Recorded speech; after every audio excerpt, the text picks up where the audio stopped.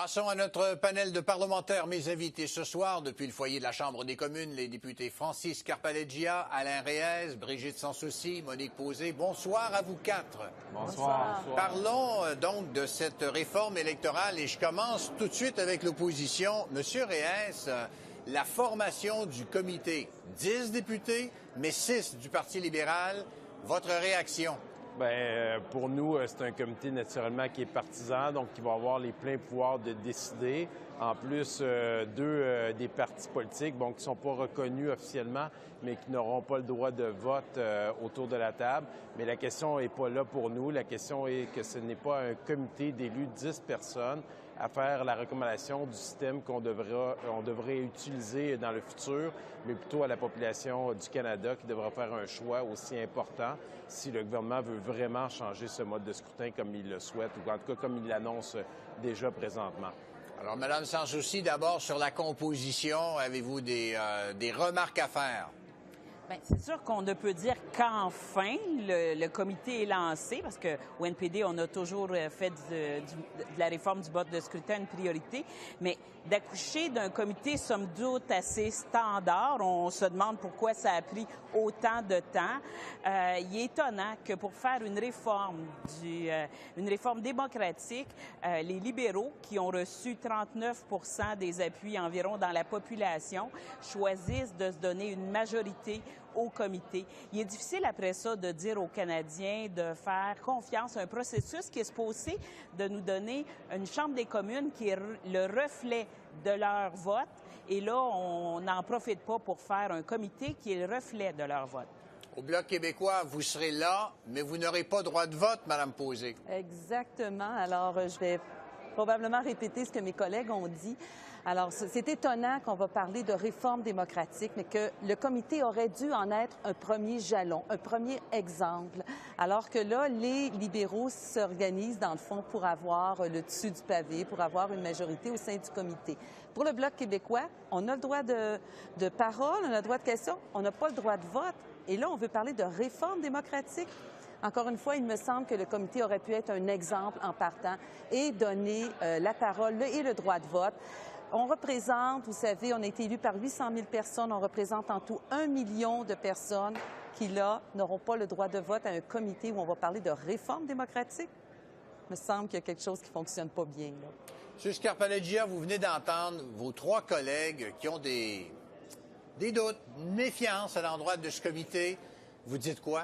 L'opposition a toujours des doutes, mais écoutez, il faut composer avec le système parlementaire que nous avons en ce moment et nous devons composer avec les structures et les règles qui régissent. Mais ça ne change pas son règle, M. Scarpaleggia, quand il y a quelque chose qui fait peut-être pas du sens. Est-ce qu'il n'y a pas moyen de changer la règle? Mais je ne vois pas que ça ne fasse pas du sens. On a un comité parlementaire, nous allons intégrer 2 partis qui normalement ne siègent pas sur des comités, le Bloc et le Parti vert. Ils auront le droit de parole. Les partis d'opposition, lorsque le comité rédigera un rapport, c'est pas un comité décisionnel, on ne prend pas de décision, c'est le gouvernement qui va prendre les décisions en consultant le Parlement, etc. Mais le comité lui-même n'est pas un comité décisionnel. Tout le monde trouvera sa voix. Et lorsque nous allons rédiger un rapport après une pleine consultation, les partis d'opposition, comme ils le font dans tous les comités, auront le droit d'offrir un rapport minoritaire. Alors, ça va être une discussion très ouverte et nous allons consulter la population par divers moyens électroniques. Sauf que référendum. Mais ça prend un référendum, selon vous, M. Reyes, peu importe ce qui arrive à la fin du rapport. Selon vous, il faut que les Canadiens soient consultés? Bien, c'est clair que ça doit être dans tous les pays démocratiques dans le monde, lorsqu'il y a un changement de scrutin, ça passe par un référendum. Et nous, le Canada, avec Justin Trudeau à la barre de ce gouvernement libéral-là, se dit différent, se dit plus ouvert, souhaite plus de transparence. Et le premier geste qu'il pose pour changer les fondements même de tout notre système dans la Chambre des communes où nous restons, il dit qu'il va le faire avec un comité qui est partisan et après, ça va être voté par la Chambre des communes qui est déjà en situation majoritaire avec les libéraux. Donc, on peut déjà annoncer à tout le monde, avant même de commencer à travailler, que ce que le gouvernement libéral souhaite, ça va être le résultat final. sans poser la question aux Canadiens et Canadiennes. Et si Justin Trudeau et son gouvernement et la ministre pensent qu'elle a raison puis que leur proposition est bonne, qu'est-ce qu'ils ont à avoir peur d'aller rencontrer les citoyens et citoyennes pour questionner s'ils sont d'accord ou non avec un changement de la réforme électorale? Dans toutes les provinces canadiennes où ils ont tenté de le faire, lorsque toutes les solutions ont été mises sur la table, les gens les ont toujours rejetées et sont venus à la conclusion que notre système est encore le moins pire dans les systèmes en ce moment que nous avons. Donc, je pense que ça parle de soi, les exemples sont là et cette impression-là qu'on donne aux gens en disant « bon, c'est proportionnel, les gens vont être plus intéressés ou autres », l'exemple de la Nouvelle-Zélande, qui est l'exemple le plus récent, ils ont changé vers le mode proportionnel. Tout le monde pensait que ça changerait quelque chose. Le pourcentage des gens qui ont été votés a diminué de 10 depuis ce temps-là, de 85 à 75 Donc, le problème n'est pas là. Le problème, c'est un problème culturel. Et on a un travail à faire, nous aussi, comme élus, sur notre travail, redonner confiance aux citoyens. Et le mode de scrutin n'est qu'une autre façon de les représenter à la Chambre des communes. Et du côté du NPD, Mme Sans-Souci, ça passe aussi par un référendum, une question aussi importante? Ça, on n'est pas contre, là, puis ce sera au comité d'en décider. Puis ça, il y a différentes formules. Ça peut être avant, ça peut être après. Mais le problème, fondamentalement, c'est que les libéraux ont déjà annoncé qu'ils préfèrent un mode de scrutin préférentiel qui les avantage, bien sûr. Un enjeu aussi important, là, ça aurait pu être une approche beaucoup plus consensuelle, qu'on se dote ensemble d'un mode de scrutin qui vient répondre à ce que les aspirations des Canadiens, bien, de se faire dire d'entrée de jeu, bien, écoutez, là, c'est un comité traditionnel, vous ferez un rapport dissident où vous... Non, je pense qu'on a manqué là une belle opportunité de se doter d'un comité qui aurait pu arriver à un consensus, mais quand d'entrée de jeu, ils mettent à dire, bon, on applique les mêmes règles, bien, puis s'ils veulent appliquer les mêmes règles que tous les autres comités, mais pourquoi ils n'ont pas parti ce comité-là avant? On parle d'assemblée qui se tiendrait dans 338 circonscriptions, Mme Posé. Est-ce que cette consultation-là auprès des Canadiens n'a pas justement une valeur de référendum ou, selon vous, ça prend un référendum formel? Bien, vous savez, nous, au Bloc québécois, les référendums, on est plutôt d'accord. On va bien s'entendre. On devrait s'entendre, effectivement, parce qu'on pense que c'est l'expression ultime de la démocratie, en autant que les règles démocratiques soient considérées, c'est-à-dire un résultat à 50 plus 1. Est-ce que vous me suivez toujours? D'accord.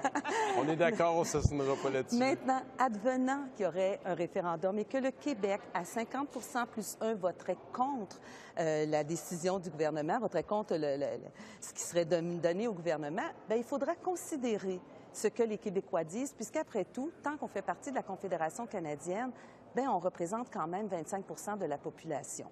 Alors, il faudra à ce moment-là revoir la proposition qui sera mise sur la table. Mais je vais faire du pouce sur ce que ma collègue vient dire. Elle a reparlé du comité. Mon Dieu, que de bonté de nous permettre d'être là, puis sans vote. Non, pour moi, il n'y a pas de bonté là. Ce comité-là, c'est contradictoire avec ce qu'on veut faire. On veut faire plus de démocratie. Déjà en partant, on a un comité qui ne respecte pas cette volonté, mettons, d'avoir plus de démocratie. Il y a quand même 11 personnes qui n'ont pas les mêmes droits que les autres à la Chambre des communes. Alors, pour nous, là, il me semble que c'est contradictoire de vouloir travailler sur la démocratie et de partir d'un comité qui ne respecte pas, qui ne fait pas un modèle de ce que ça pourrait être une meilleure démocratie. M. Scarpaleggia, je viens d'entendre, contradictoire avec la démocratie, puis j'entends aussi que le scrutin préférentiel qui semble être proposé davantage par les libéraux, c'est quelque chose qui va les avantager. Qu'est-ce que vous répondez à ce qui vient d'être dit sur ces deux questions? Bien, c'est vrai qu'au sein de notre propre parti, nous utilisons le vote préférentiel, mais les autres partis préfèrent d'autres formules. Écoutez, c'est pas le comité qui va décider de la réforme ultime du système démocratique. Ce serait qui? c'est le Parlement qui va décider d'abord. Et vous savez, on parle d'un modèle parfait là, pour un soi-dit comité. Mais c'est quoi le modèle parfait? Chacun va vouloir un modèle à sa façon, mais il faut jouer, il faut composer avec le cadre parlementaire que nous avons actuellement. C'est ce que nous avons, c'est notre histoire pour l'instant. Le gouvernement a décidé quand même d'élargir l'idée du comité en invitant le Parti vert et le Bloc québécois. Tout le monde aura son mot à dire. On va pouvoir consulter au large du pays, de par toutes sortes de technologies, les assemblées publiques par les députés, Internet, Facebook. Il n'y a pas de limite. Il n'y a pas de limite. Je pense que et le comité, j'imagine, qu'il va voyager aussi. Alors, je pense qu'on va bien prendre le pouls de la population. Il nous reste une trentaine de secondes. J'ai vu que Mme Sanssouci était sur le point d'intervenir au début où M. Scarpaleggi a parlé. Je vous laisse les 20 dernières secondes, Mme Sanssouci. Aujourd'hui, la ministre n'a pas du tout été claire quelle serait, parce que, écoutez, moi, je viens du mouvement communautaire, des pseudo-consultations, là, on en a vu une puis un autre. Et là, cet enjeu-là est beaucoup trop important pour qu'on fasse une pseudo-consultation.